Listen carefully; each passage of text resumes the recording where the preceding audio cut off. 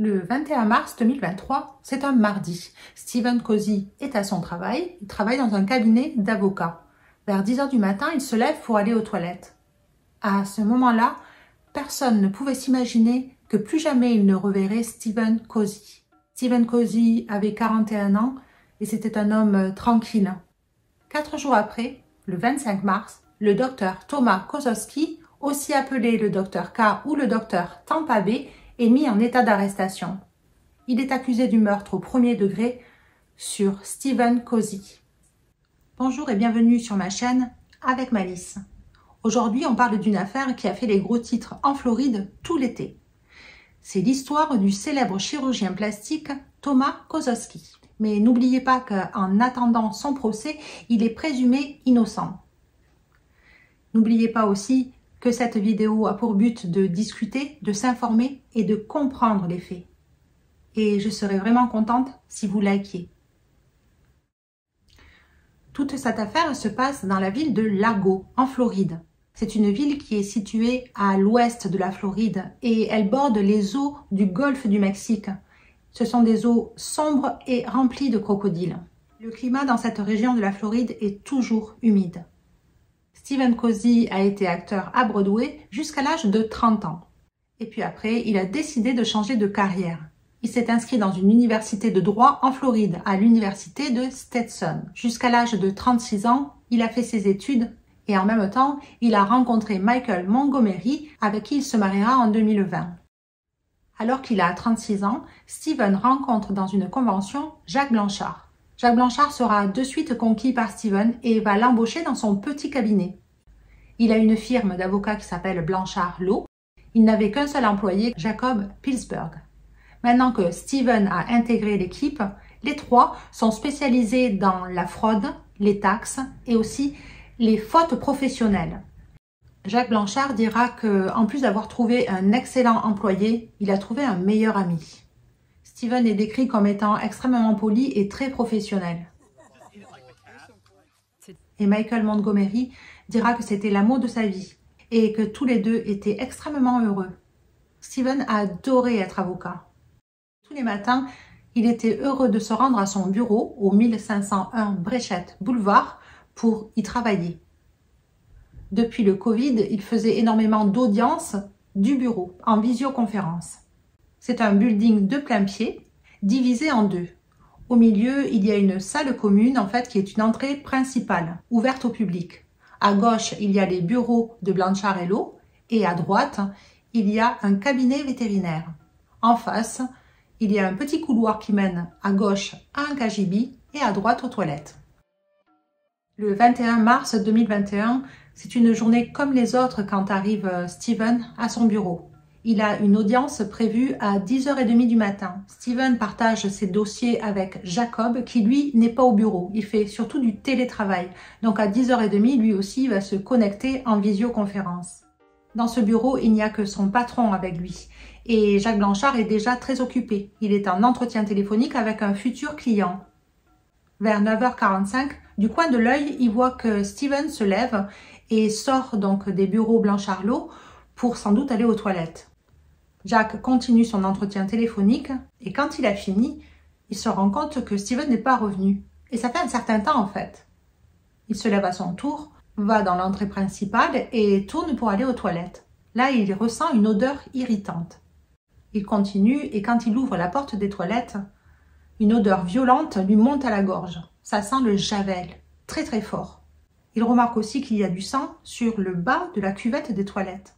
Il appelle le 911. When I couldn't find them, then I started to panic. La police du département de Largo arrive les premiers sur les lieux. Et c'est le détective Bolton qui sera en charge de cette affaire. À partir de maintenant, les faits que je vais vous raconter sont issus de l'affidavit écrit par le détective Bolton. Un affidavit, ce sont toutes les preuves qui ont été récoltées par la police et donc le travail qu'ils ont effectué. La première chose que fait le détective, c'est qu'il se rend au bureau personnel de Stephen. Et là, il remarque qu'il y a son téléphone qui diffuse une petite musique. À côté, il y a les clés de sa voiture.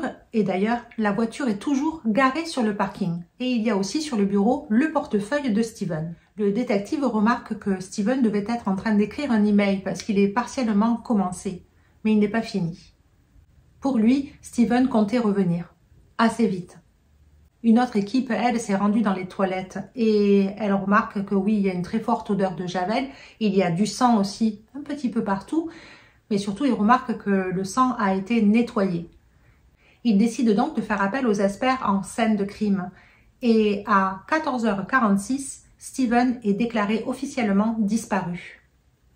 Ils ont découvert une grande quantité de sang humain qui a été nettoyé au niveau du sol des toilettes, sous l'urinoir. Ils trouvent aussi des fibres qui concordent avec l'intérieur de la voiture de Steven. Ensuite, ils recherchent des empreintes digitales grâce à la poudre noire. Et ils en trouvent une qui n'appartient à personne, une empreinte digitale inconnue. C'est un index gauche. Le constat commence à être clair pour le détective Bolton.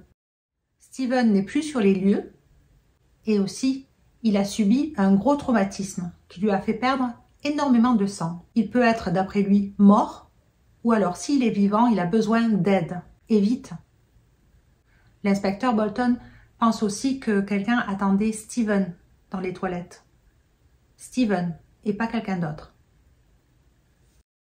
Nulle part à l'intérieur du building, il y a des caméras de surveillance. Par contre, il y en a 3 à l'extérieur qui filment la porte d'entrée et le petit trottoir qui longe le mur.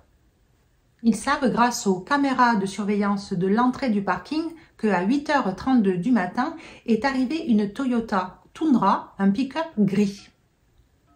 2 minutes après, un homme apparaît sur les caméras de surveillance de l'entrée du building. Cet homme est inconnu de tous les employés du building. Il porte un masque chirurgical blanc, des gants en plastique noirs. Il a un jean et un t-shirt ample blanc. Mais aussi, il a un énorme sac à dos. Et il tient en bandoulière une grosse boîte. À 8h34, cet individu rentre dans le bâtiment.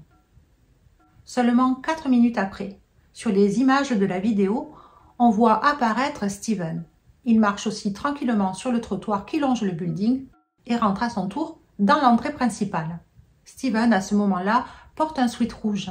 Ce sont les dernières images de Steven.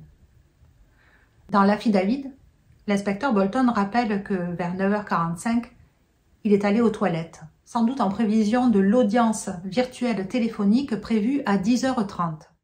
À 10h22, l'homme inconnu ressort du bâtiment. Il a maintenant un chapeau. Alors c'est un chapeau ou une casquette, ce n'est pas précisé dans l'affidavit. Il a toujours son masque chirurgical. Il s'est changé, par contre, il porte un t-shirt bleu. Il a toujours son sac à dos, mais surtout, maintenant il traîne un chariot derrière lui. Un chariot qui a l'air plein et lourd, qui est recouvert d'une couverture rouge-orangée. Il traîne ce chariot jusqu'au bout du trottoir et disparaît des caméras. À 10h30, l'audition virtuelle avec le juge commence. L'associé de Steven se connecte auprès du juge et le plaignant aussi. Le plaignant, c'est le docteur Kozowski, Thomas. Il a porté une plainte au civil contre ses anciens collègues. Jacob essaiera de joindre Steven en l'appelant et en le textant, mais il ne répond pas. L'audience virtuelle se poursuit donc sans lui et se termine à 11h03. À ce moment-là, tout le monde raccroche, l'audience est finie. À 11h04, apparaît de nouveau sur les caméras de surveillance l'inconnu. À ce moment-là, il apparaît légèrement parce qu'il essaye de replier le chariot qu'il traînait. À 11h16, il se rapproche de la porte d'entrée. Il s'est encore changé, il porte maintenant un t-shirt gris. Il regarde à l'intérieur, tourne un petit peu et repart. À 11h24, la Jeep Tundra grise est aperçue en train de sortir du parking. La caméra à l'intersection filmera des images de l'arrière du pick-up. Et l'inspecteur Bolton marquera dans l'affidavit que cela ressemblait à une forme humaine, recouverte toujours par une couverture rouge-orangée. Le détective décide de faire appel aux traceurs de plaques d'immatriculation qu'ils ont à leur disposition. Et grâce à ce scanner, ils espèrent suivre la voiture jusqu'à sa destination finale. L'inspecteur Bolton ne cachera pas dans son affidavit le fait qu'il pense que c'est Steven qui est à l'arrière du véhicule. Comme ils ont la plaque d'immatriculation, ils font des recherches sur le véhicule. Et ils se rendent compte qu'il a été acheté en cash pour 26 000 $ au mois de décembre. Mais cette plaque d'immatriculation n'est pas enregistrée au service des immatriculations. Et en plus, elle est d'un autre État, de l'État du New Jersey. Et pour compliquer les choses, le dernier propriétaire est décédé. Le 23 mars, il retrouve le pick-up Tundra sur Seaview Drive, ce qui signifie que c'est une route qui a vue sur la mer, et c'est le cas. On est dans le quartier de Tarpon Spring, un quartier extrêmement luxueux, et toutes les maisons donnent sur la mer, enfin, les maisons les plus riches. Le pick-up a tourné dans une impasse où toutes les maisons splendides sont équipées de caméras de surveillance. Il a fallu 2 jours aux policiers pour trouver l'adresse de l'inconnu, là où le pick-up a été soigneusement caché dans un garage d'une des plus belles propriétés du quartier, dans la maison du docteur Thomas Kozlowski, le célèbre docteur Tampa Bay. Les policiers, en continuant de regarder la caméra de surveillance qui donne sur la maison de Kozlowski, ils se rendent compte que 5 heures après que le pick-up soit rentré dans le garage, une autre voiture en est sortie. Une Corolla rouge. À l'intérieur, ils ne peuvent voir que le docteur Kozlowski. Mais pendant ce temps, l'espoir s'effrite pour Michael Montgomery et tous les amis de Steven. Ils commencent à comprendre qu'ils ne reverront plus Steven, du moins vivant. Michael, le mari de Steven, est choqué et abasourdi. Il dira que sa vie n'a plus de sens et que tous les petits bonheurs comme balader le matin leur chien a disparu. Michael Montgomery est triste à en crever. Le 23 mars, les policiers sont donc devant la résidence du docteur Tampa Bay, mais ils attendent un mandat. Et ils commencent à avoir des renseignements sur le docteur. Celui-ci n'est pas marié, il a 44 ans et il est arrivé de la Pologne aux États-Unis alors qu'il n'avait que 7 ans. Il a fait de très bonnes études et il a réussi à intégrer l'université du New Hampshire en médecine. Et il a fait 3 fellowships, 3 spécialisations dans différentes branches de la chirurgie plastique.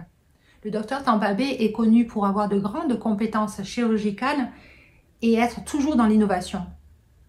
Et dans certains journaux spécialisés en chirurgie plastique, il est souvent cité comme étant un leader dans les techniques de liposuction et de reconstruction mammaire. Le docteur Kozlowski a travaillé pendant des années dans une clinique qui s'appelait Loeffner Institute comme chirurgien plastique. Et puis, en 2018, il est parti. Il s'est mis à son propre compte. Il a une clinique à lui, à Miami. Miami est à 400 km de cette résidence. Il faut à peu près 4 heures pour y aller. Il y a une autoroute, en fait, qui va de Largo jusqu'à Miami et qui traverse les Everglades. Alors, quand son image a été ternie par la clinique Loeffner Institute, le docteur Tampa Bay a porté une plainte contre ses collègues.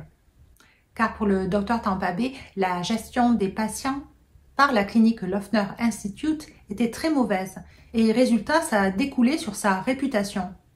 Les anciens collègues du docteur Kozlowski ont eux fait appel à des avocats qui sont donc Steven et Jacob du cabinet d'avocats Blanchard Law. Et alors que Steven et Jacob s'occupaient du dossier, les relations entre Steven et le docteur se sont envenimées. Parce que déjà, il ne voyait que lui à son bureau, Jacob étant en télétravail. Et Steven avait dit à son conjoint qu'il pensait que l'hostilité du docteur Tampa Bay envers lui était personnelle. Il commençait à avoir peur de lui. Il y a notamment eu une audience avec le juge qui a été en visioconférence qui a marqué les esprits. Le 18 janvier, soit 2 mois avant sa disparition à Steven, le docteur Kozlowski est venu au bureau de Steven.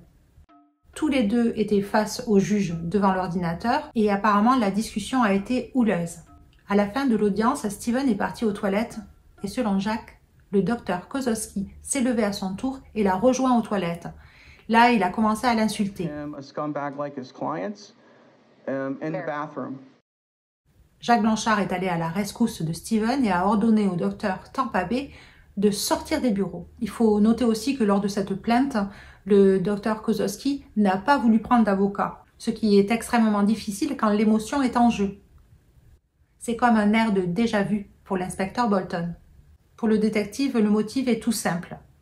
La vengeance, la fureur de perdre face à un avocaillon, parce qu'à ce moment-là, le docteur Tampa Bay commençait à se rendre compte qu'il allait perdre. Il allait perdre 15 000 $. Mais ce que le docteur Kozlowski ne voulait pas perdre, c'est pas l'argent, c'est sa réputation. Alors que les policiers attendent un mandat pour rentrer dans la maison de Kozlowski, le juge, avant de le signer, reçoit 2 informations supplémentaires. La première, c'est que l'empreinte digitale trouvée sur la poignée du KGB correspond à l'index gauche du docteur Kozlowski. La deuxième, c'est que le 14 mars, soit une semaine avant la disparition de Steven, le vétérinaire à côté du bureau de Blanchard Lowe, un jour s'est retrouvé en ouvrant la porte du KGB face à face avec un homme. Cet homme portait un masque chirurgical, mais surtout, il était dans le noir. Il est passé à côté d'elle pour sortir et il lui a dit qu'il était là pour régler des problèmes de fusible. Elle ne l'avait jamais vu avant. Elle a suivi jusqu'à l'extérieur et là, elle a vu qu'il est monté dans un pick-up gris Tundra. Le juge, donc, avec tous ces éléments, décide de signer un mandat pour chercher à l'intérieur de la maison de Kozlowski. À ce moment-là, on sait qu'il n'est pas là, il n'est pas dans sa maison. Il est parti donc depuis le 21 mars à 17 h. Les policiers rentrent dans le garage et ils trouvent le pick-up, la Tundra grise. Il y a du sang à l'arrière. Sur le sol, le sang a essayé d'être nettoyé. L'inspecteur Bolton pense de suite que le corps de Steven, qui devait se trouver à l'arrière du pick-up, a été déplacé pour être porté jusqu'à la Corolla. Et les traces de sang qu'il y a sur le sol en est la preuve. Ils chercheront partout dans cette maison, à l'intérieur comme à l'extérieur. Et à l'extérieur, ce sont des buissons qui mènent directement sur l'eau saumâtre du golfe du Mexique. Ils ne trouvent rien. Pas une trace de Steven. Rien. Le 24 mars, ils font donc une recherche de la Corolla. La première alerte qui vient du scanner date du 21 mars. Et la voiture est aperçue sur l'autoroute, la seule et unique en fait, qui part de Largo et qui va à Miami. Autour, ce ne sont que des marais. Le scanner montre que la voiture s'est arrêtée à 21 h 36, à côté de 2 énormes containers. Ils s'aperçoivent qu'ils ont été collectés 2 jours avant. Toutes les ordures ont été amenées à la déchetterie de Collier-Conti. Quand ils se rendent à la déchetterie, ils trouvent une vidéosurveillance du camion qui avait collecté ces containers. Et le détective Bolton dira que quand il a vu la benne se vider, il a aperçu un sac qui était différent des autres, plus grand et pas en plastique. Et quand ce sac est tombé dans l'incinérateur, il lui a semblé voir une forme humaine. Le samedi 25 mars, le docteur Kozlowski est arrêté alors qu'il rentrait chez lui à Largo. Il ne répondra à aucune question des policiers. Et grâce à un mandat pour fouiller la voiture dans laquelle il était, la Corolla rouge, ils vont trouver des éléments qui ne donnent plus à penser que Steven est vivant. Ils retrouvent le sac à dos que portait l'inconnu. Et dedans, il y a un taser, des menottes, du ruban adhésif noir, une veste balistique avec du sang dessus. Ils retrouvent des seringues pré-remplies avec du sédatif dedans et d'autres seringues avec une fiole à côté d'un médicament qui s'appelle la succinylcholine. Ce médicament-là, c'est un curare. C'est un médicament qui paralyse les muscles. Avec toutes les preuves qu'il a, le procureur accuse le docteur Kozlowski de meurtre au 1er degré et aussi d'avoir falsifié et manipulé le corps et les preuves pour cacher son méfait en fait. Le célèbre docteur Tampa Bay plaidera non coupable et son avocat dira au public de garder l'esprit ouvert. Et le pauvre Steven, qui était connu comme professionnel et poli, n'a pas réussi à gérer la colère du docteur Kozlowski et il s'est fait un ennemi. I'm absolutely terrified. And to me, it sounds like this was incredibly personal, and I was the closest person to Steven, and I am convinced that if he's let out, he's going to come after me, and I don't want to end up in a landfill. Et pour la police, même si le chirurgien est connu comme quelqu'un qui sait garder son sang-froid, il n'a pas réussi cette fois-là. À l'heure où je finis cette vidéo, le corps de Steven Cozy n'a pas été retrouvé et je doute qu'il le soit un jour. Connaissez-vous cette histoire dramatique d'un homme qui est mort pour avoir fait tout simplement son travail? Et si cette histoire vous intéresse, dites-moi-le, puis je couvrirai les updates, les avancées qu'il y a dans l'enquête ou même les audiences. En attendant, n'oubliez pas de liker, de vous abonner et de partager beaucoup d'amour dans la journée. À plus tard. I take you, Michael, to be my husband. to be my husband. And these things I promise you. And these things I promise you.